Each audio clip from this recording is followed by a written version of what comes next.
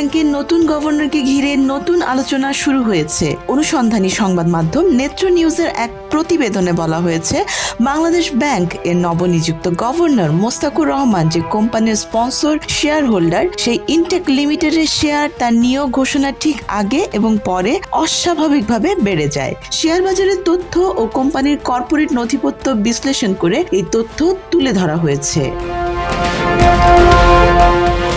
প্রতিবেদন অনুযায়ী সরকার 25 ফেব্রুয়ারি মোস্তাকুর রহমানকে কেন্দ্রীয় ব্যাংকের গভর্নর হিসেবে নিয়োগের ঘোষণা দেয়, কিন্তু এর আগের দিন 24 ফেব্রুয়ারি শেয়ার বাজারে ইনটেক লিমিটেডের শেয়ারে হঠাৎ উল্লম্ফন দেখা যায়। সেদিন কোম্পানিটির শেয়ার দর প্রায় 10% বেড়ে 30 টাকা থেকে 33 টাকায় উঠে যায়। গভর্নর নিয়োগের ঘোষণা আসার পরদিনই শেয়ারটির উত্থান অব্যাহত থাকে। লেনদেন চলাকালে এক পর্যায়ে শেয়ারটির দাম সর্বোচ্চ 38 টাকায় পৌঁছে, যা আগের দিনের তুলনায় প্রায় 17% বেশি। অর্থাৎ মাত্র 2 দিনের ব্যবধানে শেয়ারটির মূল্য প্রায় 28% পর্যন্ত বৃদ্ধি পায়। পরে অবশ্য দাম কিছুটা কমে আসে এবং 4 মার্চ পর্যন্ত শেয়ারটির দাম দাঁড়ায় প্রায় 32.9 টাকায়।